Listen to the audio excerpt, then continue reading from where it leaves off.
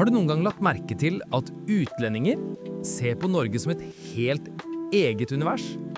Vi går rundt her som om alt er helt normalt, mens de står og tenker, «Bro, hvordan lever dere sånn?» Og det er litt sant.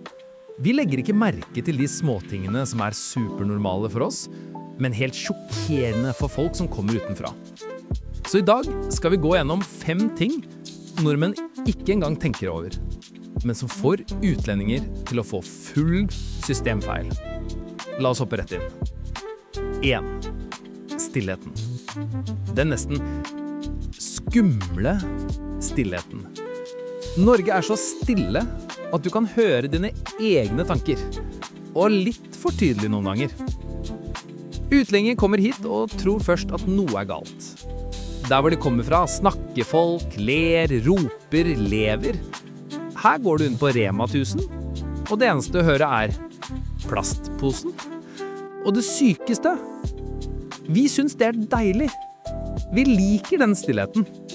Det er nesten en del av personligheten vår. Jeg hadde en utenlandsk venn som sa, «Jeg var i en kø i 5 minutter, og ingen sa noe. Ikke et smil engang. Lever dere sånn hver dag?» Og jeg var bare sånn, «Ja. For oss er det helt normalt. For dem er det stille som en dokumentar om pingviner.» 2. Personlig rom. Den hellige zonen. Nordmenn har et uskrevet prinsipp.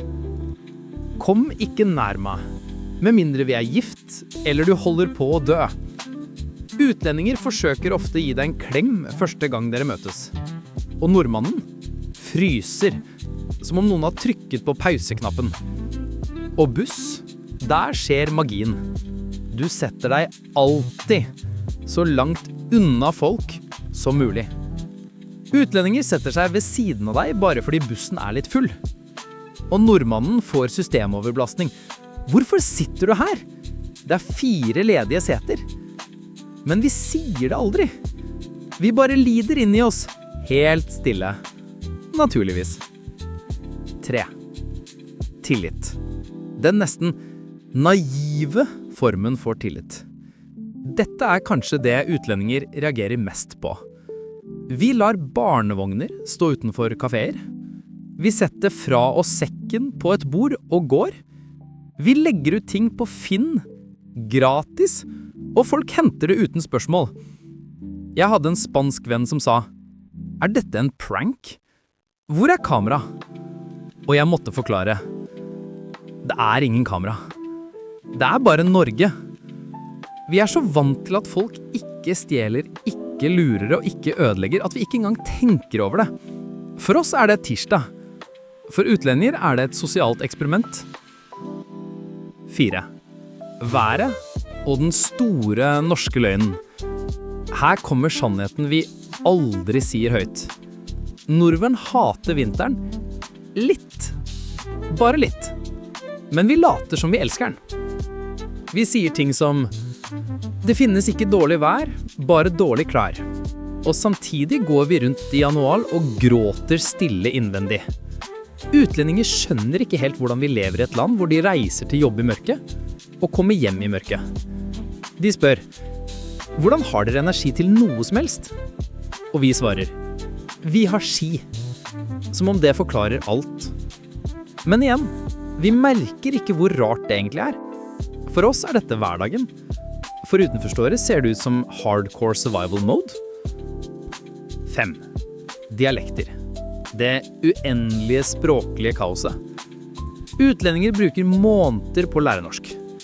De føler seg endelig klare. Så møter de en nordlending. Deretter en bergenser. Og så en trønder. Språket forandrer seg som Pokémon-evolusjoner. Ingen advarsel. Ingen forklaring. Bare helt nytt. Og vi sier at det er bare norsk. Og utlendinger tenker, nei, det der er 3 forskjellige språk. Vi forstår hverandre, stort sett. Men det er umulig å forklare hvorfor vi har så mange dialekter i et land med 5 millioner mennesker. Så ja, Norge virker kanskje helt vanlig for oss, Men for folk utenfra er vi et stille, trygt, litt kaldt, litt rart, men veldig fascinerende lite land. Og det er egentlig litt fint. For når noen utenfra peker på de små tingene, begynner vi å legge merke til dem også. Og hverdagen føles plutselig litt morsommere. Hvis du likte videoen, prøv å legge merke til disse tingene neste gang du er ute. Kanskje du ser Norge på en litt ny måte. Abonner for flere historier som dette. La oss leve litt mer bevisst sammen.